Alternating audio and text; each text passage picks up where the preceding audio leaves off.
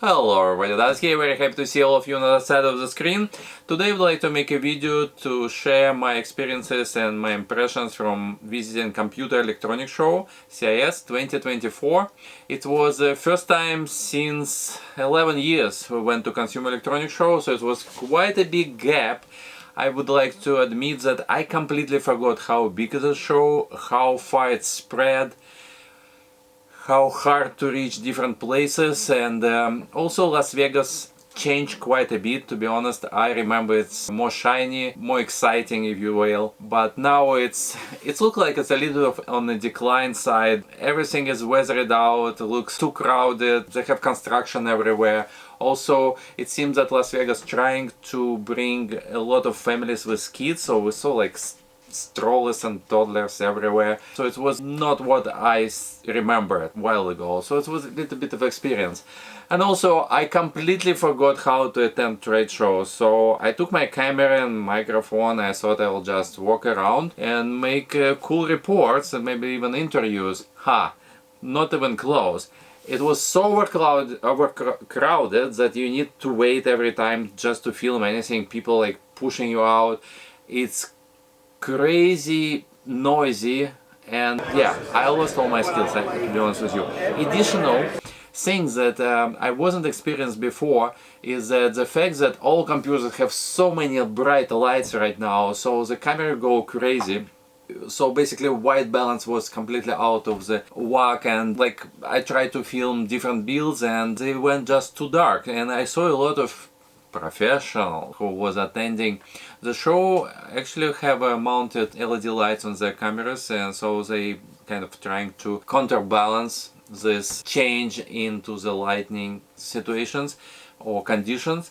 So I wasn't ready, so a lot of my footage was completely not up to the modern standards, but nevertheless I tried to do my best, and it was a few things that I would like to share with you which more related to water cooling and our specific hobby, which is very small part of CES. They have, I don't even know, like 5,000 companies attending, lots of stuff, and the water cooling was this much.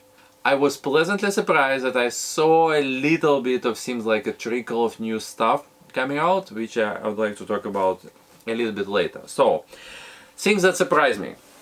So maybe I was living under the rock, but I was completely blown away by the fact how small power supplies became. I remember just yesterday, Corsair 1000 watt power supply was like freaking this big, barely fit or take more than half of your big tower, full tower computer case, and it was so huge, and at a certain point they start shrinking a little bit, but still, when I was stopping by Thermotech booth to see Thermal Mike, which I never met before, and he's a really cool guy, so I was totally blown away that the 1000 watt power supply is smaller than my hand. How they do it, I don't know. In my head, transformers still need to have a lot of coils and take certain space, but somehow they manage now. So power supplies became truly small, which was something that I didn't know. So that was a little bit surprise for me. Second thing that was kind of not blowing me away, but was another surprise. The fact that when I saw my first GPU booth by MSI, I started looking through all these modern GPUs. They announced all this super from a version of NVIDIA GPUs, and started looking what kind of power connectors they have. And I was surprised that not a single GPU has non-12 VH PVR type of connector. And my understanding, not understanding, my gut feeling, if you will, was that because we have so many fires and melting and recalls of the products, that probably manufacturers or OEM manufacturers will be offering more of all the type of connectors, like multiple 8-pin connectors, things like this, but it was absolute zero. And when I tried to grab somebody from MSA and ask him, hey guys, don't you offer those all like bigger styles of connections? They said, no, we don't. And I said, okay, but it seems there's some problems with this. And it appears that community wants to see more traditional, bigger, safer connectors, and I was completely dismissed. So no, it's all user fault. This is the standard. That's how it to be. It will be no more other type of connectors. So yeah, so it's again, I was kind of strange. That's all I can say here. Second thing that third and the last thing that I would like to mention, which is not fully watercooling related, which was a little bit of surprise for me. I saw a lot of cool cases because running the store, and it seems like every customer has Lian Li or 11. I already like I can't even like hear or see more of those builds because it's like the same for freaking third year now, and I was a little bit under the impression that it's not much on the market, so people just by default goes to this case because everybody else just simply suck. No, it's not true. I didn't look for cases specifically, but just by accident I stopped by XPG. You just do, you know, memory that I thought they mostly do. They have a bunch of cases, a bunch of builds shown, which looks pretty decent, the same as everything else but slightly different. So if you want something not Lian Li, that here you go. It was I don't know, maybe like 7 different cases in different sizes, everything from full tower to small one. And I also stopped by Deepcool to check them out. They're mostly all-in-ones, which is not very big interest for me, but nevertheless. And again, they have a number of cases which looks pretty cool. And yeah, so variety is here. I don't know why people not building different cases, but it's not that you don't have the offering on the market. And I can tell you that I was completely blown away by Thermaltake. I always kind of like many of their cases, not all of them, but they quite often make good stuff, and I can show you. But my Intel test bench, the P3 or P5, don't even remember, I think it's P3. I have this Tower 9000, which is absolutely monstrous case, but kind of was really cool for a little bit while I was using it. And this time they offered very interesting case. I think they hit a jackpot with that. Everybody show it already. I'm pretty sure that you know what I'm talking about because it's reported multiple times by different YouTubers, so to speak. And this is Thermaltake Tower 300. This is a really cool case. First of all, it's a compact version of those traditional glass cases like Tower 9000. I think they have a small versions later as well. Second, they did a number of improvements. Like Thermaltake Tower 9000 was a big case, which is great, but removing panels was a big pain in the ass. With this one, it's like you press on it, click on it, lift it, and you can remove you even can take the top out and flip top portion away, so you can actually access whatever you need from the top. Specifically that you have all the cables here, so if you want to route cables, so that's how you do it. Third thing that they have a lot of colors, and they look really nice actually, because you know, black will be always top color, but they have actually unusual colors. They have this themed color for the 25th anniversary with I don't know, lavender, I guess that's the color it is. Not for everybody, but never seen before. They have a variety of greens, they have yellow, white, so it was some kind of gold as well, I think. So it was like a really good looking case. I personally would consider to use it. And additional tweak, if you will, they also have a special pedestal for it, so if you want, from the traditional tower, you can kind of flip it on its side and make, I don't know, sort of art piece, if you will, specifically if you do it really cool build out of it.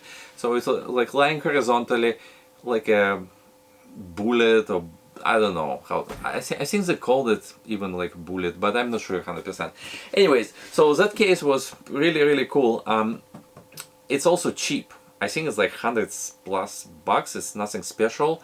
One thing that I would like to mention about it is the fact that you will see on all these videos, there's a little screen that shows different information. This shows our Thermaltake 25th anniversary thing mostly on that, because it was the theme of the booth, but you also can show temperature or whatever. There's a lot of things you can do. That's actually optional, not part of this $100 price tag, and if you would like to, you know, buy it, it probably will cost as much as the case itself. I don't know for sure, but yeah, that's not included.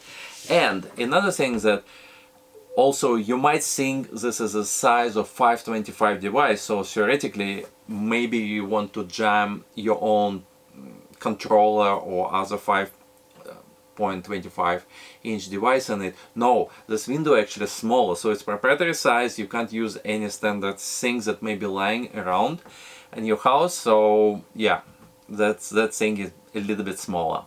So unfortunately, no, you have to, if you want to open it up and put it in, you have to use the Thermaltake accessories. So that's the thing. Now let's move to water cooling. On water cooling side, the main theme everywhere with so-called Project Zero. It just relates to everybody. So what this Project Zero is, maybe you know, maybe you not. Essentially, MSI and ASUS come up with a motherboard with all connectors on the back. So you don't have connectors on the front and don't have cable clutter. I don't think it's that much a difference, but nevertheless. So 24 pin on the back, GPU pins actually not on the back. You need to connect GPU to the front of motherboard, and you have kind of going through the PCB itself, and you continue with wires on the other side. So it's a little bit, connection still exists, so it's not completely cables free. Also you have all this like USB 3 and motherboard connectors on the back, so those cables completely out. So I don't know, maybe it's gimmick, maybe it's not.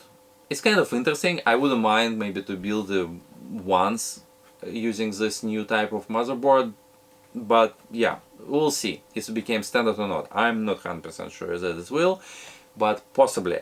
But now, this is a kind of a pickle in all this situation.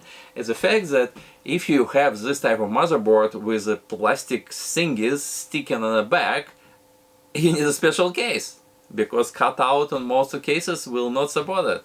Here you go. And now it's a full jerk circle. So okay, you want to use Project Zero motherboard, now you need to shop and find a computer case that have a proper cutouts that works for this type of motherboard. It's not like they not exist. Thermaltake showed that. I also saw a different case, not sure who's manufacturer, on Bitspower booth. So yeah, it's available, but don't think you buy Project Zero motherboard and use your existing case. It's good chances will not work for you just because of the physical incompatibility between two. Now, this out of the way, I would like to share what I saw interesting. I only saw technically like 4 companies. That's all I have time for, which are related to water cooling. Well, Thermaltake is one. As they refuse to sell to me, I'm not going to go into many details about their water cooling offering. It wasn't much new, to be honest. They showed like all existing stuff, so it was like business as usual. The new innovation thing was those bunch of new cases, and maybe power supplies is new. I'm not sure. Small ones. And other than that, I saw booths from EK Waterblocks, I saw booths from Bitspower, and I saw booths from Alphacool. So, and I'd like to cover those 3, only in terms of new stuff, so because they all show existing things and we all know what it is, and no point to discuss them 100 times all over around. So speaking about EK was last one I visited, and actually I didn't visit them during like business hours. They have a nice party when they gather it, basically all water cooling people who was attending CES. It was really actually pretty nice. So we saw like Alphacool people came, Thermal Grizzly came, all shops like myself, you know, like Titan Rig, Performance PCs, does more as me. So like the whole water cooling gang was jammed here. So it wasn't good environment to actually film anything. So I tried, but nevertheless.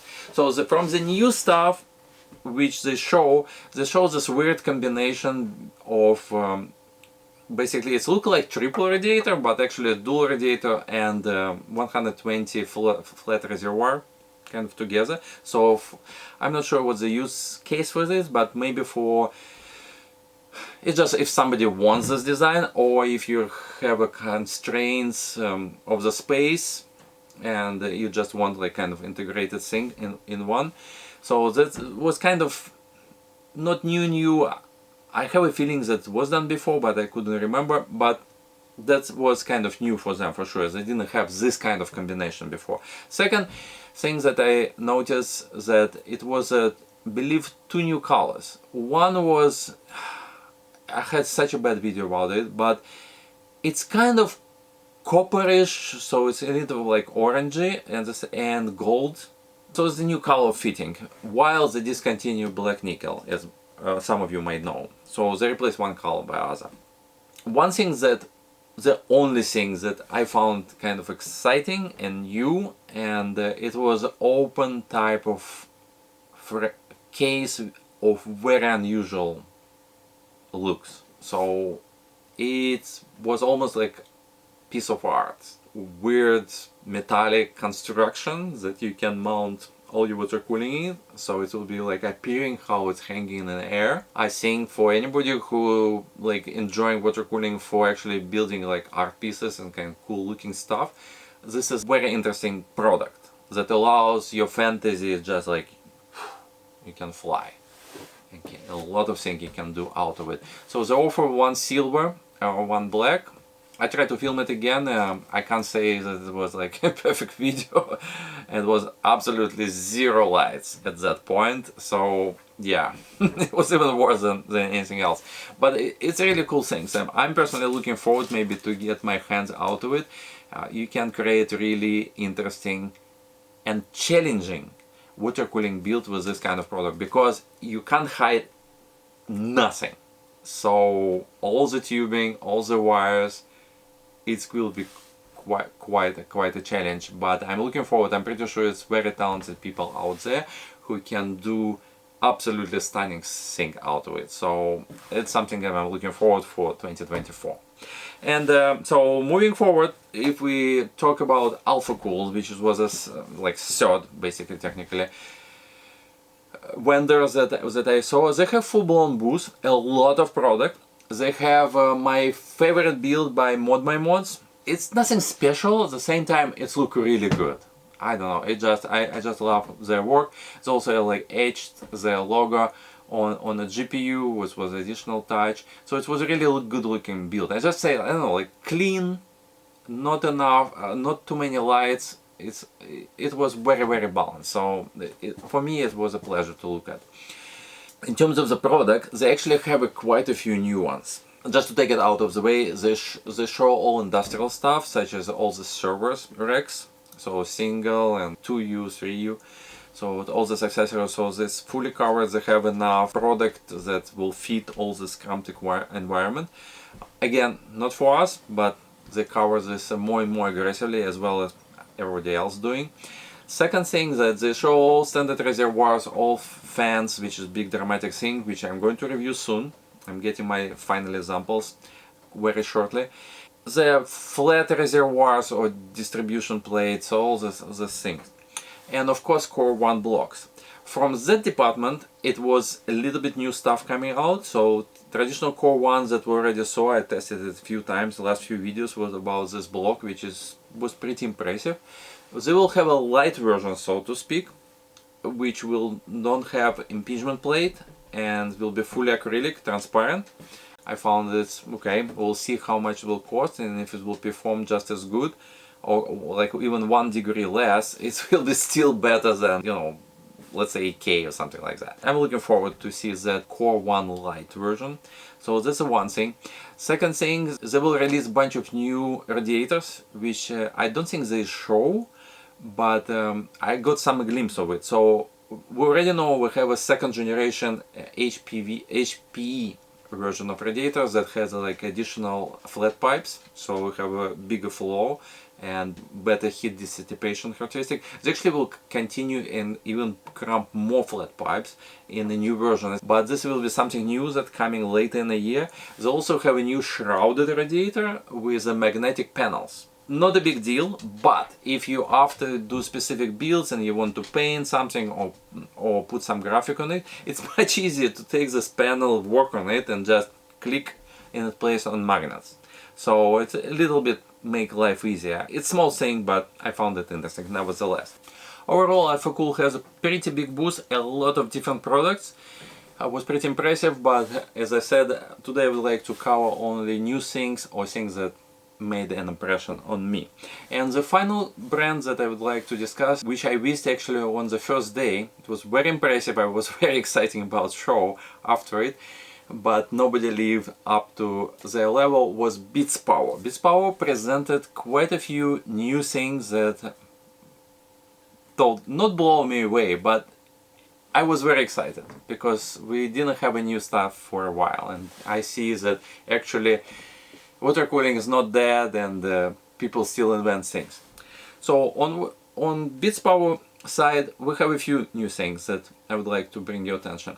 One is they have traditional evolutions that everybody else, let's make additional colors, do that and tweak this, and so usual stuff. For example, for the Summit series of the blocks, now they have like this removable, exchangeable covers that let's say if you don't want black anymore, you can replace it with silver. Also the logo can be turned and to make a proper orientation if you're OCD about that. So it's a traditional thing that always done when you have evolutional development of the product line.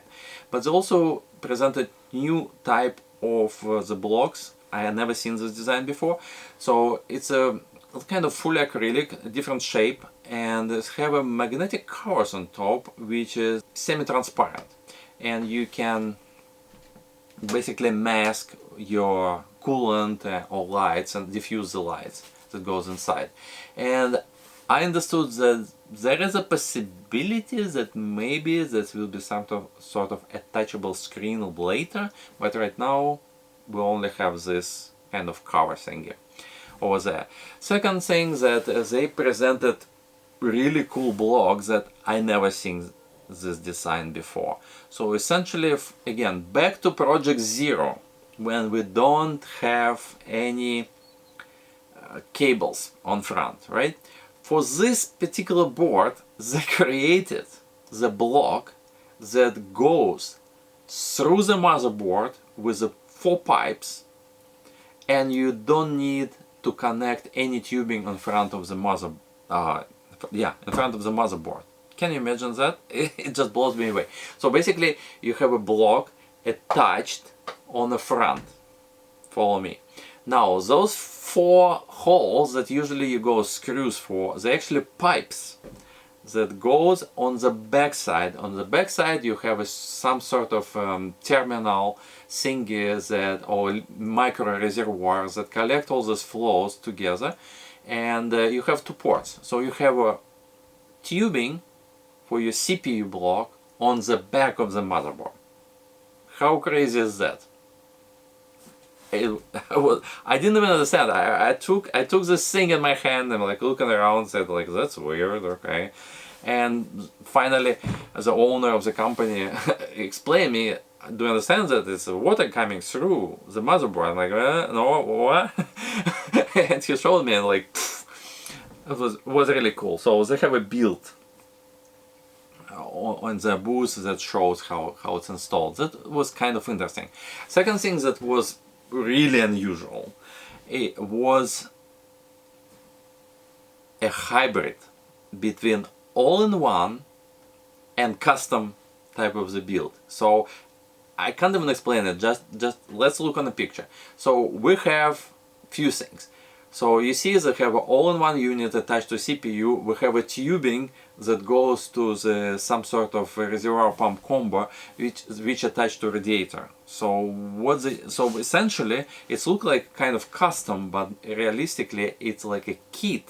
So you have this reservoir pump combo that gets sticking to the radiator, and you have set of pipes that will connect this reservoir with all-in-one unit, which has a special kind of terminal thingy that allows you to attach those tubes in. So what you get, like all-in-one, 2 tubes, and this reservoir pump combo. And maybe radiator is part of it as well. I'm not sure, probably it is. So you see, you merge unmergeable things in my mind. So you have a custom looking all-in-one. I found it was a little bit kind of unusual and in a way exciting. It's not like maybe I would use personally, because I just want big ass pump or 2, but for anybody who looking for this compact type of design, it's really cool.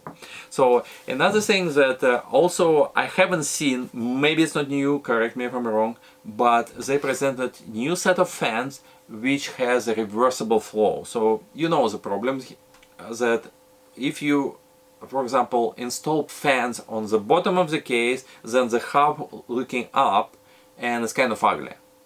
So the reverse flow fan allows you to put steel blades up and will still pushing in opposite direction, but in the direction that you need, if it makes sense for you.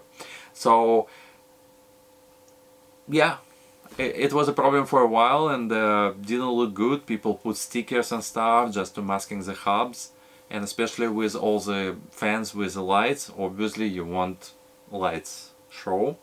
So this will address that. So that was interesting. Fans, like, not something that I'm a lot of interested in, but I found the engineering solution of that is elegant and solving a real life problem. So what's yeah, and the last thing that I would like to note is another new product. Believe it or not, it's so many, it's crazy. They have the most. So they have a new type of distribution plates which solves the problem with adjustment pipes and all the leveling tube. So how we solve it now? We have those ugly like hell offset fitting, which, you know, we buy a different size, and basically it allows you to shift connection between the port and the tube. They cost a lot, they look ugly. I barely never use them myself, but popular product because it solves real problem. So that's how it's solved. EK, for example, I didn't mention it, but it's actually a new product, to be honest. They release this new distribution plates, and how they solve it, they just drill like freaking 30 holes in it and say like, okay, use whatever hole you want and connect it behind, and that was solution on the EK side to address this problem, so we don't need to use offset fittings. Bitspower come up with a slightly different solution. So they actually have a connection port panel that can be shifted up and down for maybe like ½ an inch, and that allows you to eliminate those offset fittings. So essentially you attached this piece that you want to shift in a certain position, and you shift it and you level your tubing.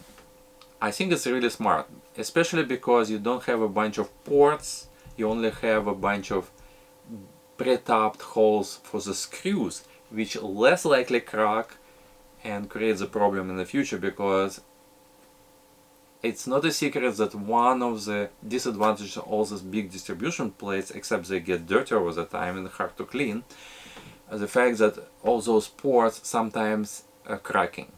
I found that this solution by Bitspower kind of elegant, reduce clutter, and actually it's supposed to cost less than other solutions, so it was very impressive. And the last product that still in Bitspower that I never saw before, but I found it also from engineering perspective it was, I kind of was really pleased to see that somebody invented it and put it alive. So they created a modular GPU all-in-one unit. What it is, essentially, it's a block that feeds specific GPU, doesn't matter which model, the same that we have right now. And on the back of it, you have a separate module which is universal, and it contains a pump, which is make it all in one unit. So they have two versions with the smaller pump, the bigger pump, and the idea, I don't know how practical it will be in the future, but the idea is that, let's say you upgrade your GPU, you buy only the smaller portion that fits the water block part that fits whatever new PCB you got, and you take pump portion and attach it to the standard GPU block. So it's kind of modular design. I think it's very elegant, what I want to say. The disadvantage that I personally see is that they're using their own two models of the pumps nobody ever saw before. So, you know, it would be nicer if it will be some sort of more standard pumps. Also, probably even DDC will be a little bit too big to be elegant. But yeah, that's besides the point. So that's what's new things I saw on the Bitspower. It was a mind-blowing experience. I saw a lot of things that was like, woo, wow, that's really cool. And I was really excited and I wanted to share with you as well. So that's all I saw on CES. Thank you very much for watching. See you soon.